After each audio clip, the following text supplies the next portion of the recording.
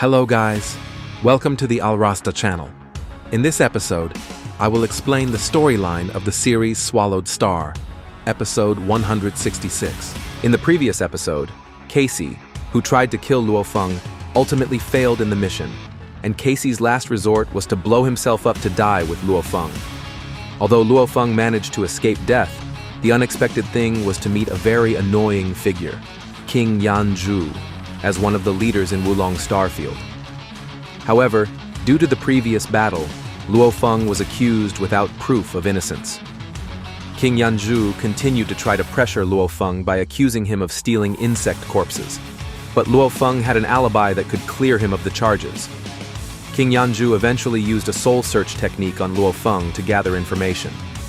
So, is Luofeng able to overcome the problems he faces? Okay, without further ado, let's get straight to the storyline.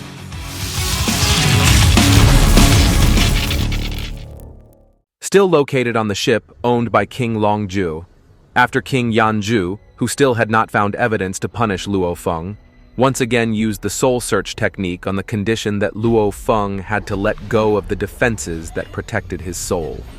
When the technique was directed at Luofeng, Luofeng did not completely let go of his soul defenses because he knew that the secret of how Luofeng had conquered the golden-horned behemoth monster would be revealed. Besides, Luofeng knew that King Yanju's treatment of him was motivated by ill intent. So to stop all this, Luofeng stood up and explained that the target of the soul search technique would result in memory loss, or becoming an idiot, or even dying because of a damaged soul. Luofeng firmly rejected all this on the grounds that he would never be willing to risk his life for the sake of other people's curiosity about him. Upon hearing this, King Yanju, as an immortal warrior, was offended because Luofeng had doubted his technique, which was considered to have side effects. After King Yanju clenched his fists, Luofeng was pushed back. As the situation heated up, King Longjue calmed the situation by explaining that everyone has secrets that they certainly wouldn't want others to know. Moreover, with Luofeng's status as a genius of the virtual universe company, and as an organization in the same league as himself, how could he allow such a dangerous thing to happen? King Longjue, who intended to defend Luofeng, was immediately angered by King Yanju, who said that King Longjue only intended to protect the suspect. On the other hand, Luofeng loudly mentioned King Yanju's name and questioned why Wulong Starfield was negligent in protecting Luofeng, who was instead being interrogated. On Luofeng's side, who had enough evidence of his innocence in the case, he immediately reported the matter to his master, Emperor Zhenyan. Luofeng also mentioned another big name, the Venerable Nine Sword, and the leader of the Tianxi Palace.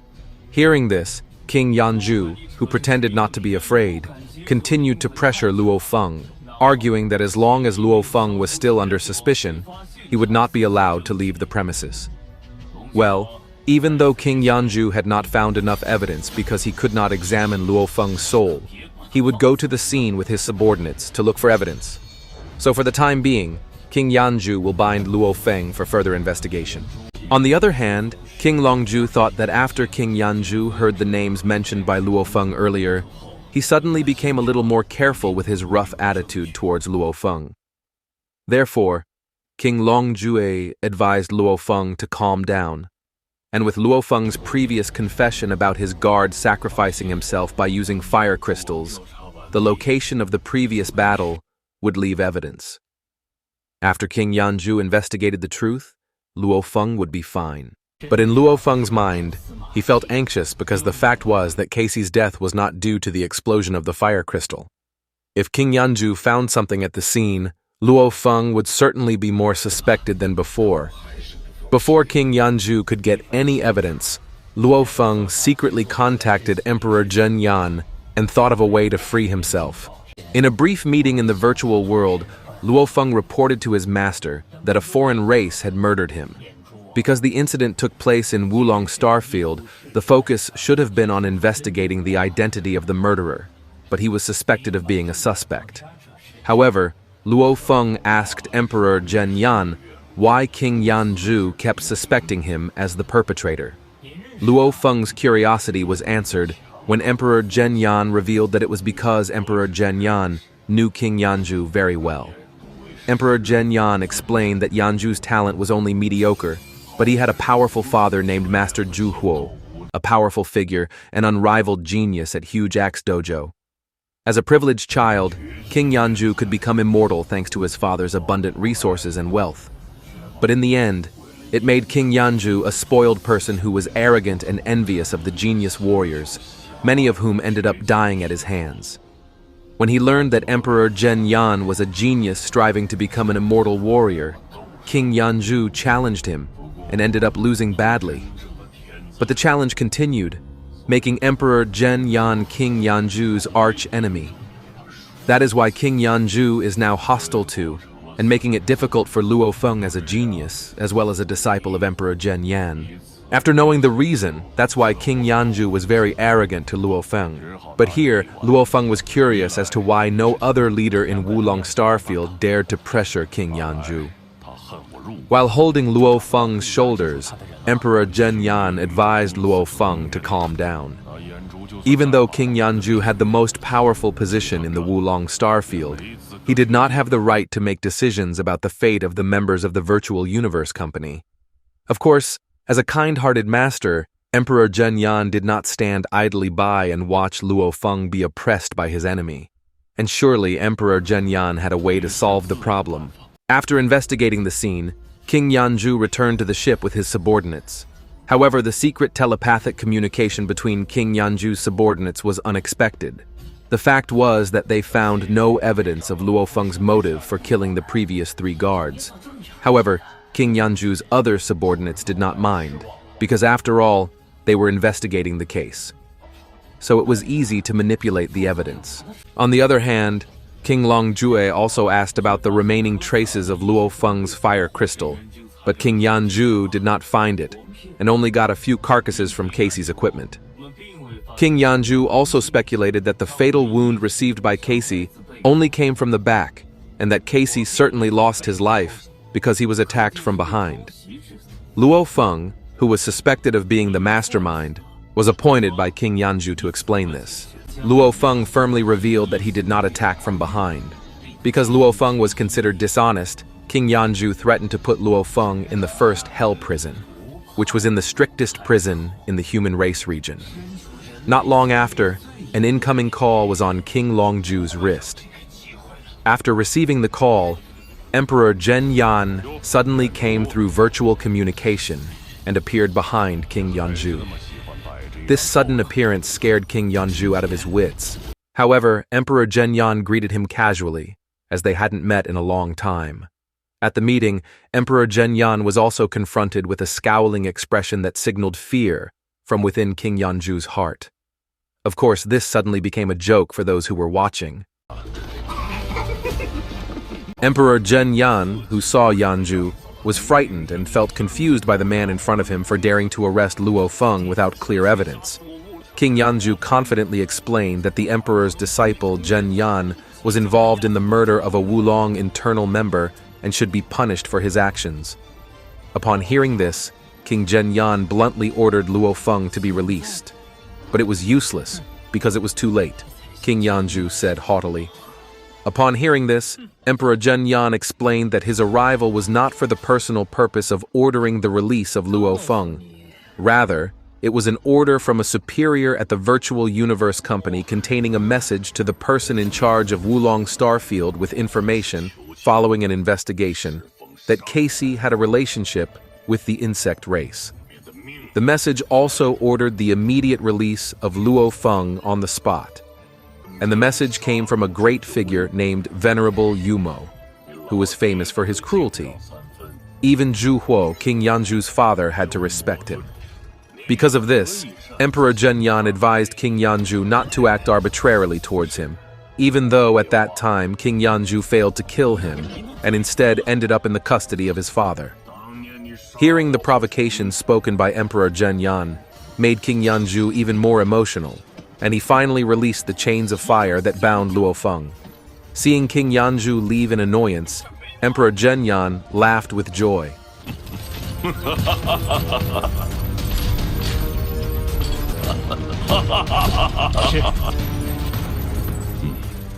On the other hand, King Yanju was seen releasing the power of the Fire-type origin law to vent his frustration at the Emperor Zhenyan, who had insulted him. When King Yanju was unable to defeat the Emperor Zhenyan, even though at that time they were in the same realm. That was why he complained to his father to kill the Emperor Zhenyan. However, the spoiled child's father was reluctant to kill Emperor Zhenyan and instead locked his son in the 9th level of hell prison for 1,000 years. Because of this, King Yanju did not give up avenging the insult to Emperor Zhenyan and Luofeng, who is now his target. Not long after, he summoned his subordinates and told them to go to Earth to hide the Immortal Crystal. Here I will explain what an Immortal Crystal is. In short, the function of the Immortal Crystal is to mark the transmission of the teleportation point. By using the God Country transmission access, King Yanju will soon be able to go directly to Earth without needing a long time. Well, the method is almost the same as Minato's kunai in the anime Naruto, guys. Back to Luofeng, who had put his shopping items in his storage ring. He was also assisted by King Longju, who had counted all the insect corpses in Luofeng's purchase, which amounted to 10 million insects in 100 units of purchase. In addition, Luofeng also received an additional 300 units from the previous compensation promised by King Longjue. Even though the quality of the 300 units was not comparable to the 100 units that were personally selected by Luofeng, well, it was not bad for Luofeng's insect queen snacks. So in total, Luofeng got about 40 million insects. Luofeng thanked King Longjue for his compensation and excellent service, but King Longjue did not deserve the praise because he had put Luofeng in a situation of unfair treatment and threatened his life. Although King Yanju was a member of the huge Axe Dojo, he did not have full control over the Wulong Starfield. But Luofeng thought that King Yanju had a naturally cunning nature and feared that he was still plotting other problems for Luofeng. While communicating telepathically in secret, Luofeng asked about the clues about Casey, who tried to kill him. From the Virtual Universe Company information, King Longjue explained that the company was sending someone to investigate. After investigation, the clue led to the planet Lanhai in the kingdom of the Taijin universe. If there is any updated information, King Longjue will inform Luofeng as soon as possible. After telepathic communication, King Longjue offered Luofeng the opportunity to search for treasure in the Trash Mountain. Since he was still in Wulong Starfield, Luofeng wanted to accept the offer. However, because it was troublesome for King Longjue, who had previously accompanied Luofeng to choose insect corpses, Luofeng only wanted to ask for help from King Longju's 2 subordinates to guide him. King Longju accepted Luofeng's advice and sent 2 of his subordinates to accompany Luofeng. To prevent anything bad from happening again, King Longjue told his subordinates to avoid other parties trying to approach them.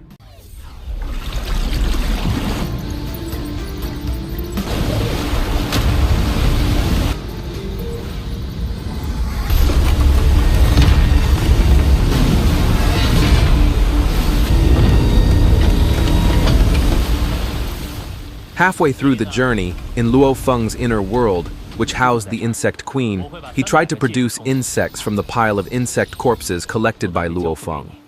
Luofeng also asked Irina how quickly it was to produce 1 tiger beetle insect. Irina, who was overjoyed to see the pile of insect corpses, replied that it generally takes 1 day to produce 10 insects at the World Master level.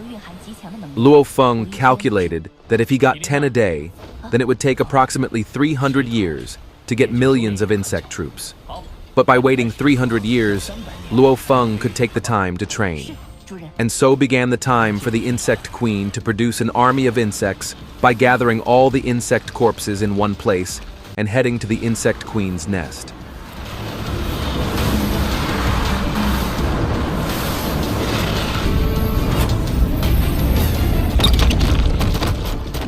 Long story short, after the insect queen successfully created the first tiger beetle at the World Master level, Luofeng could see hope for survival in a dangerous universe full of future threats. Luofeng was determined to continue protecting his hometown, planet Earth, which was his roots. Shortly after waking up from the inner world, Luofeng felt a surge of energy around him that caused turbulence in his body's cells.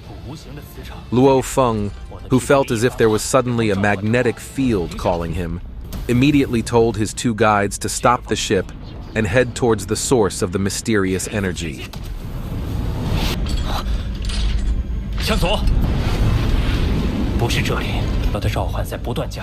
During the trip, Luofeng did not find the spot where he felt the mysterious energy coming from.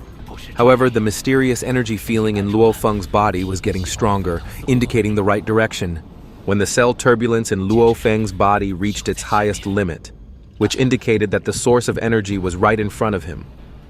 On the other hand, Luofeng's two guides were also complaining of fatigue from having been driving a ship at 100,000 kilometers per second for 16 days.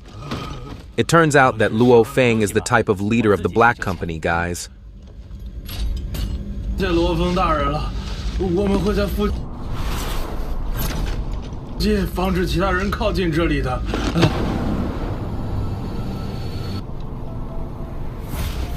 Long story short, Luofeng got off the plane and searched the surrounding area. After searching for the source he was looking for, he saw a black object flying towards him. Luofeng used his mental strength to hold back the object, but he was unable to stop it from advancing. Quickly, Luofeng pulled out the cloud contact vine and managed to block the object's advance. Luofeng confirmed that it was indeed the black object that had summoned him, but he wondered what kind of object it was that seemed so eager to enter Luofeng's skin. Was it because of the power of the blood crystal, or was it because Luofeng had briefly examined the metal plate of the God Flame clan? Babata appeared and explained that the object was probably a soldier's armor from ancient warfare in the territory of the foreign race. The purpose of the object was to become armor for Luofeng, which had the same characteristics as Cloud Contact Vine. For security reasons, Luofeng transferred his life core to Moshe's clone body and put it in the World Ring. Luofeng also released his defenses and allowed the piece of black crust to attach to his body. The armor was so strong that Luofeng was immediately thrown away, and not long after, the black object turned into gloves that protected Luofeng's hands. Even though it was only one piece, Luofeng estimated that its power had increased and was equivalent to that of a World Master Level 9 warrior. However, Luofeng's body felt strong pressure when using it. Not far away, Luofeng still felt the same thing, which was probably another piece of the crust surrounding him. Long story short, Luofeng had collected 232 pieces of black crust. In addition, Luofeng collected 12 pieces of silver crust and one piece shaped like a knife. There was a difference in strength between the silver crust, which was stronger than the black crust. As for the black pieces, it was enough to make 2 sets of soldier armor. Luofeng felt that 12 silver pieces of armor were sufficient. He released the Cloud Contact Vine armor, allowing these pieces to attach to his skin and transform into armor with strength equivalent to the Immortal level. In the middle of the fusion, the armor automatically displayed the inscription of a warrior from the Flame God clan, indicating that the armor was related to the metal plate given by Shu Xin. In addition, the inscription meant that the armor belonged to the basic level troops of the Flame God clan. After the fusion was 100% successful, Luofeng named this armor Soldier Armor.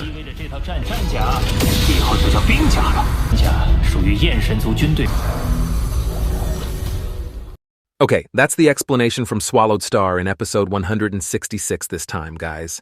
Thanks for those of you who have watched it to the end, and don't forget to support us by subscribe, like, and comment. Final words from me. Bye. 塔文部行动队，前无宇宙国，一律摧毁。军团均集结完毕。神诛！好热闹的宴会，快到！为了灭口，他们竟看那个站在台上的小娃娃，还牺牲了这么多人命，好，不太对劲，没那么容易，小骚货。